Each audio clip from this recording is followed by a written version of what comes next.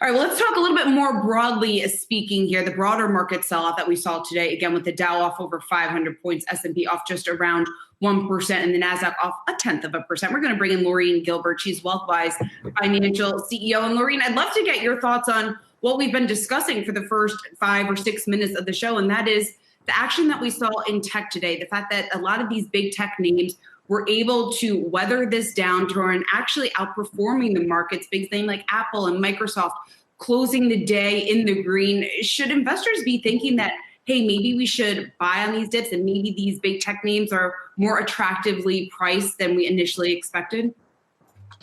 Yeah, I think that what we've seen is a risk-off trade most recently in the markets, and people being concerned of all the things that were mentioned. I would say the greatest point that I see right now is that we're in a stimulus tantrum, and the markets have been pricing in stimulus, more stimulus. And even with the Fed having made it clear that rates are going to be low for quite a long time, that wasn't enough to keep the markets going. Whereas before, the Fed statements like that would keep the markets in the green. But right now, there's quite a bit of focus on stimulus. So back to your question about technology, I think for those investors that were looking to increase their position in technology, these are the opportunities that you're looking for when you see big downward days. Those prove to be good days on a 3% decline. If you look forward, that's probably a benefit for investors as they're looking to increase technology.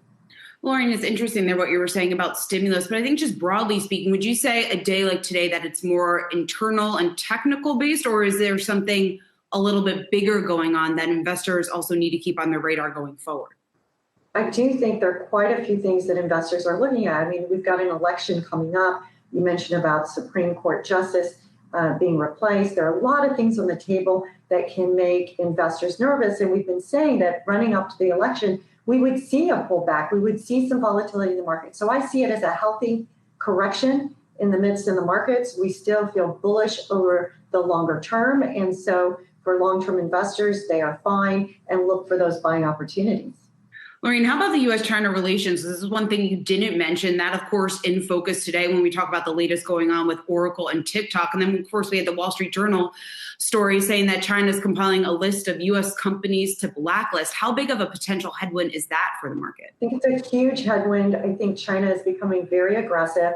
And we've already heard on our side that there's this idea of decoupling from China. So on both sides, there's been this increased tension that's gone beyond just trade war talks. And so, you know, I think the markets are going to continue to react to that, most definitely. That is a big headwind.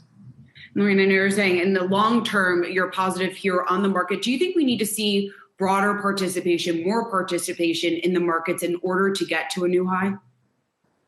I do think so. I think it's been a very concentrated market on the way down, on the way up, and we see that we are, in a sense, in recovery, even though we're having somewhat of a pullback. We've said all along we saw a W shape in the recovery, and I think we're seeing that right now with what's going on with potential lockdowns. The reality is it's going to take a long time for both the economy and the markets to recover. But as we see recovery ahead, it is time for a broader-based look at the markets, looking at beyond those large cap names, looking at your mid and your small cap names, because we know in a true recovery, those are the names that do very well. If we just look at the news that's been coming out of these large companies that are on a buying spree with the cash that they have, that's going to be beneficial for these smaller companies.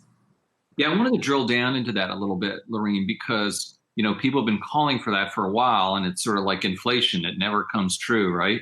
But wouldn't the U.S., I mean, these smaller cap companies are primarily U.S. based in terms of where their revenues come from. So wouldn't we need to recover? I mean, maybe it's a time to buy because they're down because of COVID, because we've got the worst COVID economy in the world, arguably, or one of them. So does that play into your thinking at all? It does. I would also say that when you're looking at smaller companies, capital is what's so important to those smaller companies, access to capital. And with the Fed making it clear that we've got low rates for longer, that helps those smaller and mid-sized companies quite a bit. So I would say we've got a good overall environment for those companies to not only survive, but start thriving. And so I do think that would be good for investors to be broadening out their holdings into some of those names. All right, Loreen Gilbert, always great to have you on the show, CEO of WealthWise Financial. We'll talk to you soon. Thank you.